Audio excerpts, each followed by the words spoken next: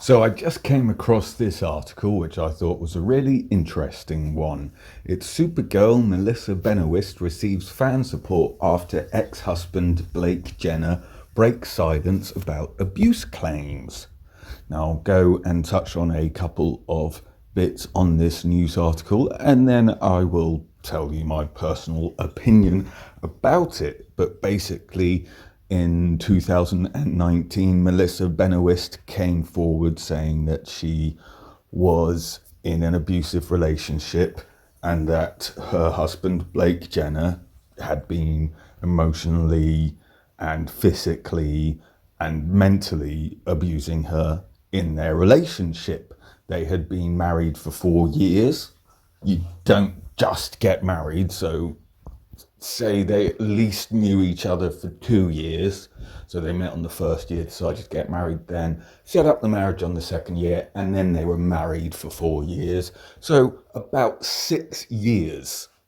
Bear that in mind, 6 years, Melissa Benoist and Blake Jenner were in a relationship. And Blake Jenner says that it was a toxic relationship. He admitted that it was a toxic relationship. In his first post since Benoist shared a video in November 2019 calling herself a survivor of domestic violence or IPV, intimate partner violence, something I never in my life expected I would say, Jenner put up a lengthy Instagram post opening up about what he calls their toxic relationship. So he admits that it was a toxic relationship. Both of them were toxic in his eyes, but I will give him this. He didn't come straight forward or straight out instantly, of being accused of being an abuser. He didn't come straight out and instantly start mudslinging or start hurling comments. He didn't come out with anger. He didn't, say, how dare she say this about me? This is my career. This is my life. This is my livelihood. He didn't come out saying me, me, me, me, me, me, me. He came out saying us. Fair enough point, actually. I personally think it is a fair enough point. I've seen people in toxic relationships. I've seen people in abusive relationships. I've seen people try and get out of abusive relationships, or people commit to abusive relationships. But I'll get into that little bit in a little bit more detail in a moment. Over the past 11 months, I've been thinking about how to address a personal situation made public in late 2019, Jenner wrote. So he took his time to step back from the situation and think about the situation, but not only the situation, but himself. How she saw him in this situation and how other people would perceive him in this situation, but not in a, oh no, poor me, in more of a, you're right, this happened. I was there. Can't deny it happened. Because it happened. But let's examine myself. And he does admit that a couple of times. Throughout that time, I reflected on a period in my life that I had previously kept in the darkness out of shame and fear. So he admitted he was ashamed about it, and fearful about what other people would do or say to him if he came forward. So if he was in the abusive relationship and he realized that his anger and that his fury and that his rage was the thing that controlled him, then he would, be afraid to actually go up to somebody, even somebody he trusted, and say, look, I'm in an abusive relationship and I'm afraid that I will be the one to take it over the edge. I need someone to talk to and I need some help. Now, you could say he could go see a psychiatrist, but you can't, because a psychiatrist has a legal obligation to go to the police if they fear a crime is going to be committed or if they fear somebody's life is in danger. So even if he went to a psychiatrist and went, I'm scared that I'm going to do something because I need help with my anger issues, he would probably still end up with a police record. He would probably still end up with something hanging over his name. It's not a safe space. Something everybody needs to have when it comes to dealing with their own situations and their own personal self-insights, realizing that there's something wrong with them and that they do need help with this thing. They do need somewhere to go, someone to talk to, who they can talk to. And they won't judge, they won't belittle, they won't report it to the police or the doctors or the insane asylums or anywhere else. They'll just keep it between these two. Not even mates do that, because mates will tell other mates and those mates will gossip. So I understand him when he says he was fearful about coming to people about this situation. But I know this is something that needs to be addressed, not just publicly, but also privately with the individual directly affected and with myself. So he doesn't say he was affected, he says Melissa Benoist was affected, and that if they want to both overcome this, they both need to talk about it together. The actor and singer 28 said that when he was 20, I met a woman and we fell in love, referring to Benoist. However, in hindsight, he said they bonded over their shared brokenness that stemmed from their childhoods.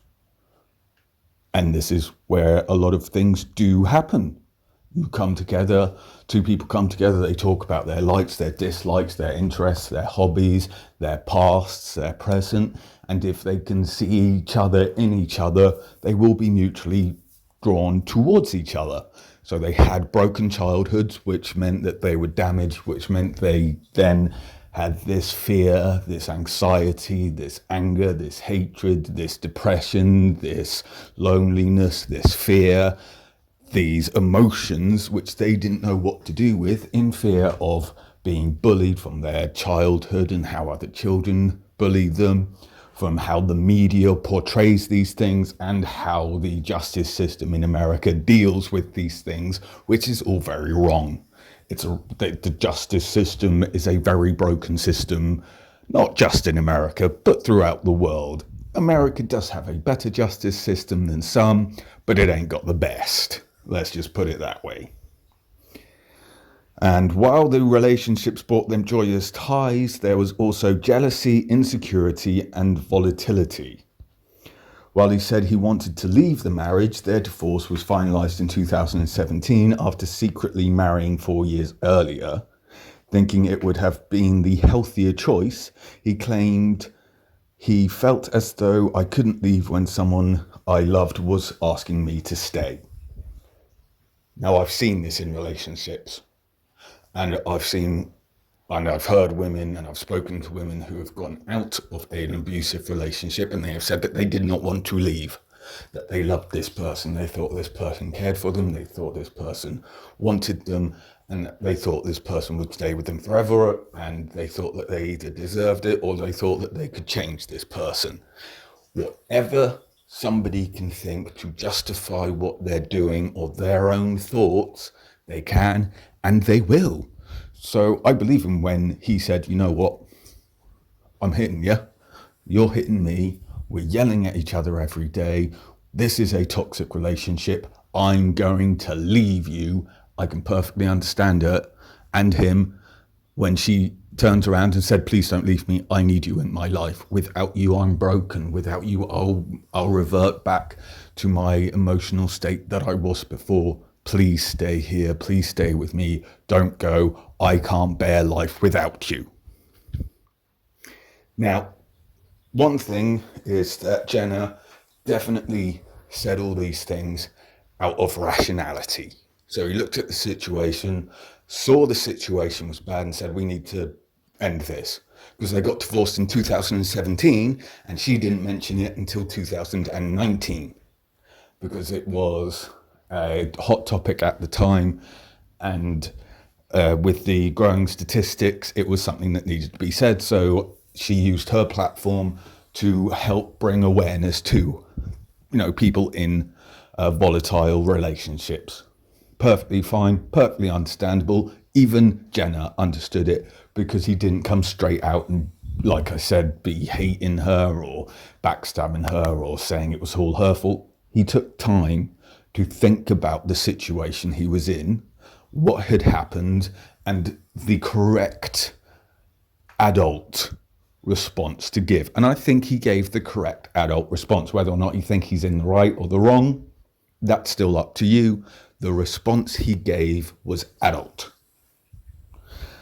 So where did we get up to? It was a relationship with a foundation rooted in codependency, which had dire consequences. We were both young and left so much of our brokenness to fester for too long. Fair enough. He's saying they both did this. Yeah, I can see that.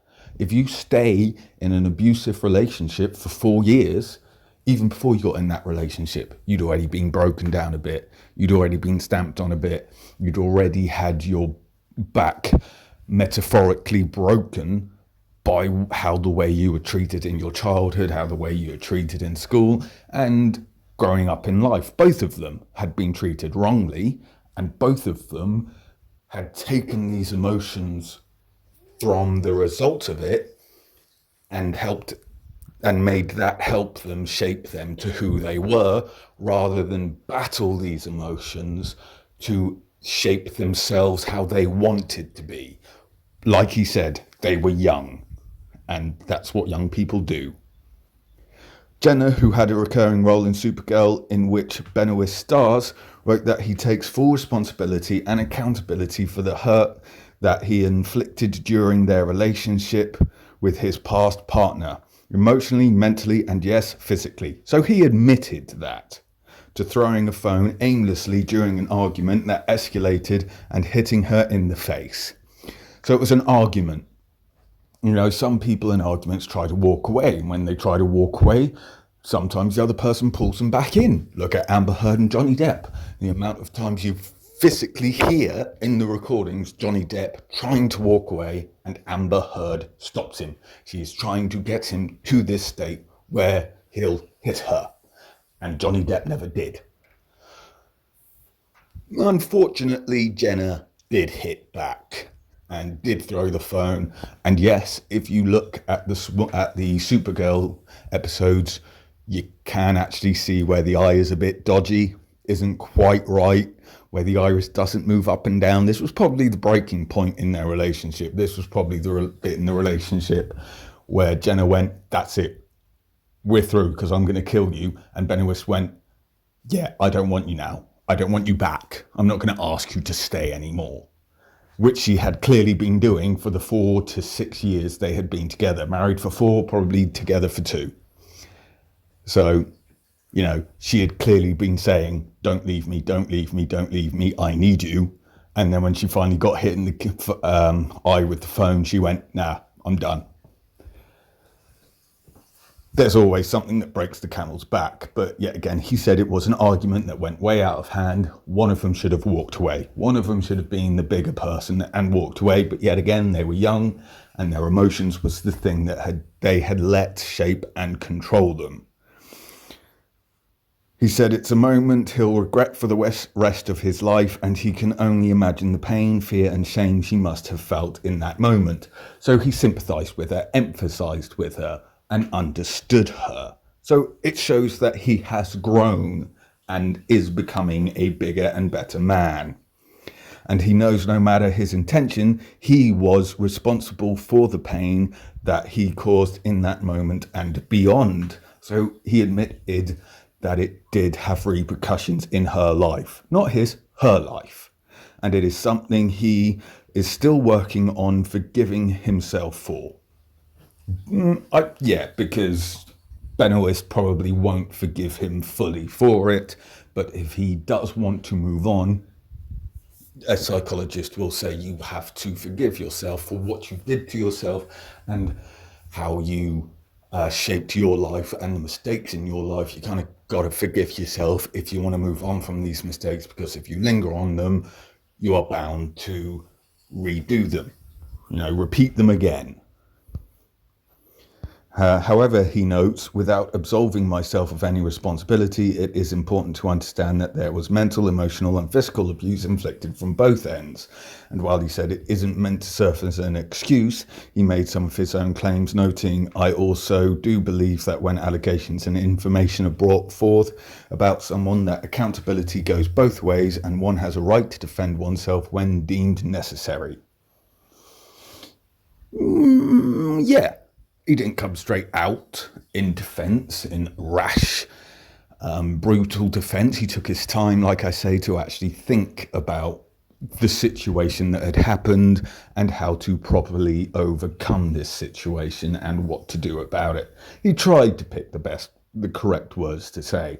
But like I say, if you're going to hit, you expect to get hit back. If you're going to throw something, expect something to be thrown back. Whichever one started them, it was probably tit for tat when it comes to starting with the yelling. Normally it's the woman that does start with the yelling, and then the bloke escalates it instead of doing the correct thing and walking away. You might say that's a bit sexist, but have you ever not completed that list that your wife has given to you on the weekend? Or have you ever not mowed that lawn when you've worked 5-6 days straight and the lawn needs mowing, and your wife just comes in and starts having a go at you about not mowing the lawn? Yeah, at that point, walk away. Clearly he didn't. He should have been the bigger person and walked away when she started it. Maybe she came in, smacked him round the back of the head because, they had broken childhoods. You mimic what your parents do. So maybe she received a couple of the swift one-handers round the back of the head growing up because she didn't do her chores or wasn't listening to her parents. So therefore, as far as she was concerned, that's what you do. And because that's what he received growing up and didn't particularly like it and made him quite quick to snap, boom, it sets off these chains of events. It probably was in there. Maybe, not with her coming up and punching him in the face and then he punches her in the face. No, he probably took it too far. Men have a more physical anger than women. Women's anger is emotional, men's is physical. He made multiple allegations against Benoist, claiming she scratched, slapped, punched and physically assaulted him. Yeah, women do slap. Women will scratch. Even if you're a bloke and a woman punches you, still walk away. It's a woman punching you. Any MMA female fighter will tell you that there is a massive difference between a woman punching you and a bloke punching you, and a woman punching a bloke and a bloke punching a bloke. And yeah, you can walk away from a woman punching you. The scratching, the slaps, you got to restrain them. You have to hold their wrists just with your index finger and thumb just above their head, because blokes are stronger than women. They can keep, a woman restrained until they calm down. If they're going to be slapping, scratching or punching you, just restrain them. Don't leave marks, don't leave bruises, just hold them gently so that your arm is locked with their wrists between your index finger and thumb. It's not a brutal restraint, it's not a terrible restraint, it's just a restraint to give them time to calm down if you can't walk away yourself. So like they've pinned you somewhere or they're doing something, He made multiple, I too have had to conceal and make up lies about many visible injuries I had occurred throughout the relationship. Men do get abused in relationships. About the same amount of men get abused in relationships as women get abused in relationships. It's just where 80% of women, let's say 50% of women will come forward and admit to being abused. I know it's a little bit higher than that, but I know it's not like 20% of women don't. Nearly 100% of men will never come forward and say they're being beaten up by a woman, because that makes them seem like less of a man in men's eyes. So they don't want the ridicule, and they're scared of the ridicule other men will give them because they're getting beaten up by a girl. Yet again, Everyone needs somewhere they can go to talk to someone who won't judge, won't say anything, will just listen so that they can get it off their chest and continue on in their lives. Which is why many people are religious or become Christians, because they want someone they can talk to who they think isn't going to judge them, isn't going to blame them, isn't going to do anything to them. Just pick up a rock and talk. The rock can't talk back. And you get it off your chest. He also claimed he was forced to pass on multiple jobs due to Benoist being jealous of female co-stars. When he did work, he claimed she would become upset, one time allegedly calling him and threatening self-harm. I've seen this in abusive relationships. I've seen the woman go out for a night and the bloke use all these tactics. I've also seen, and more often, when the bloke goes out and the woman uses these tactics.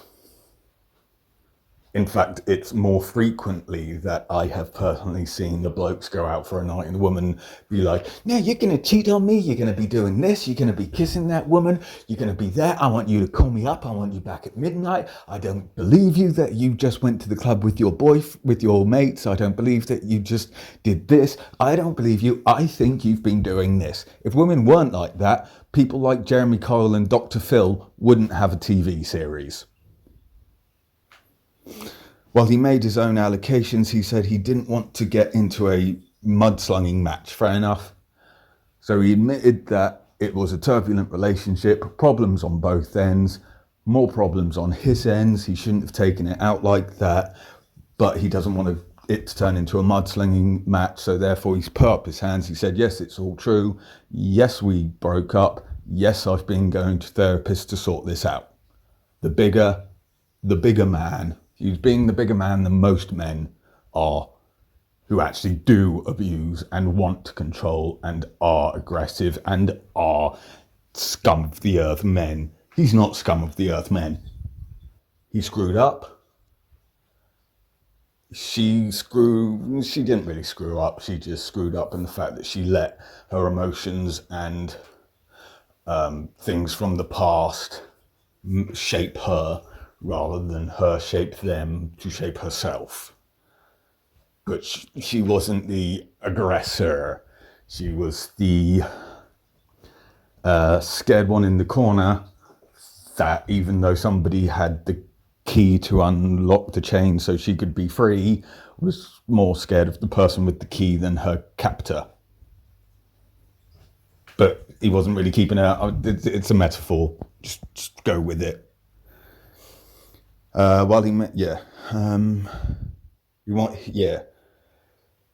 doesn't want to drag her down in any way. He wants to heal, which he has been doing through therapy for years, having split from Benoist 4 years ago. So for 4 years they're in a relationship, and in those 4 years it wasn't working out. Benoist may have gone to some therapy to help her get over this to move forwards, but she has since remarried and had kids, whereas Jenna has admitted to basically being the smaller person in the relationship and being more of the aggressor first.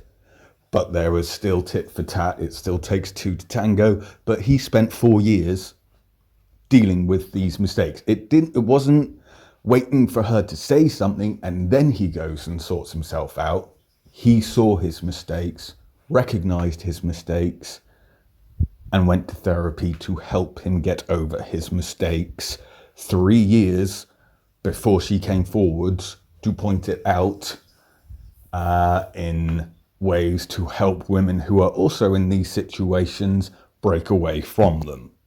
This is how these situations should be dealt with. These situations shouldn't happen in the first place, but when they do happen, if you want to call both sides mature, this is how you do it.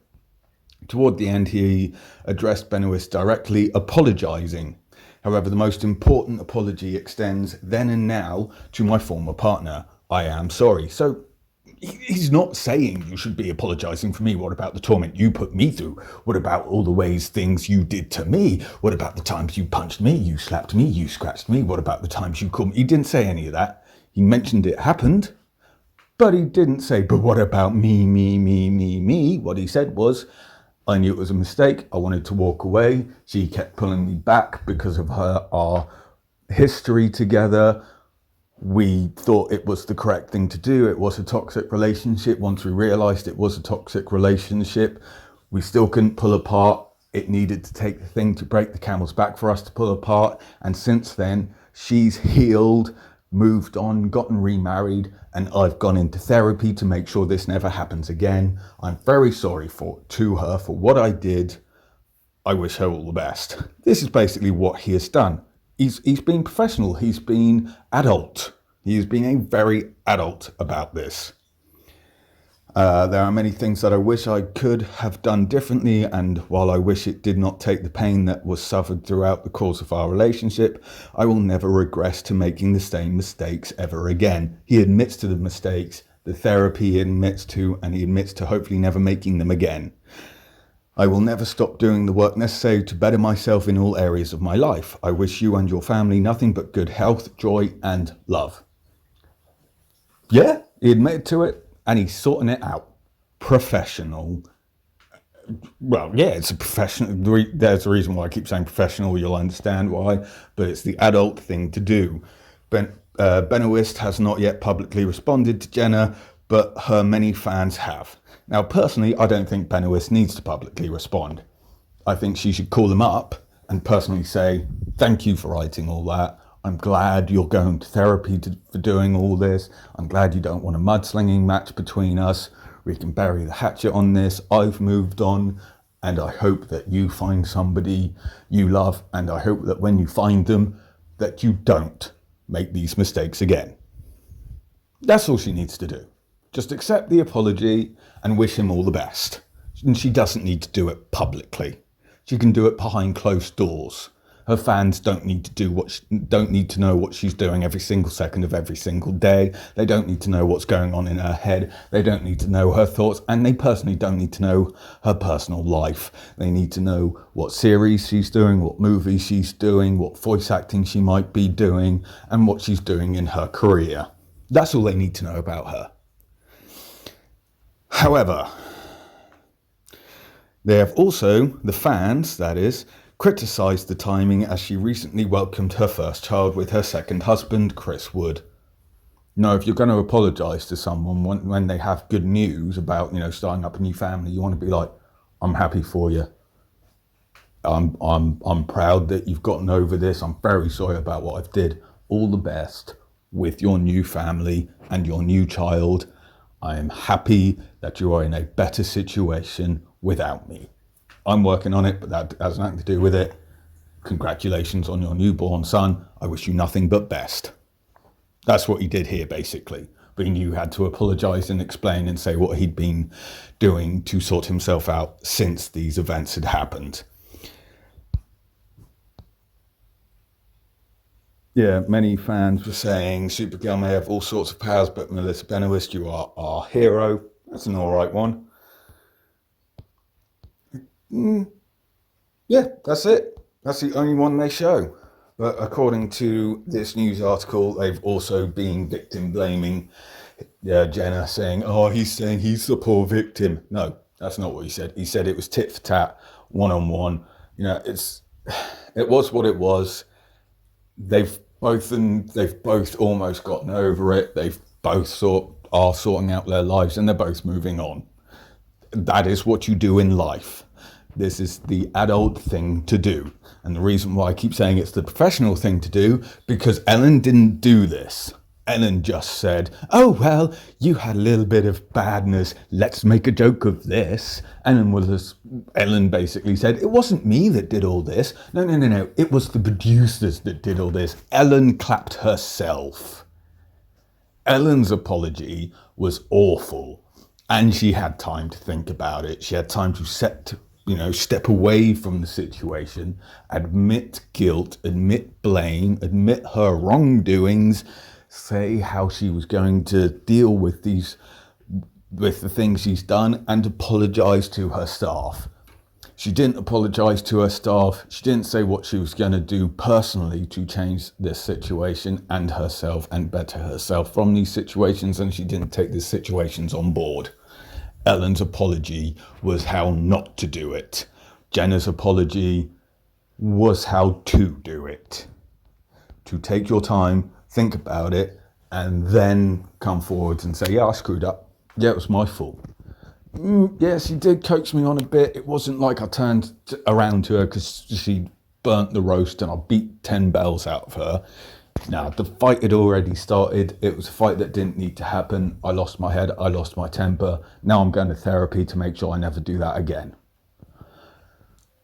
But let us know what you think about it. It'd be great to hear your thoughts in the comments section below. If you've enjoyed this video, I hope you consider subscribing, liking and sharing. Like I say, get involved in this conversation about apologies, how celebrities make their apologies, or whichever part of this conversation you wish to get involved with in the comments section below on the YouTube page. Thank you very much for watching. Until next time, take care and stay safe.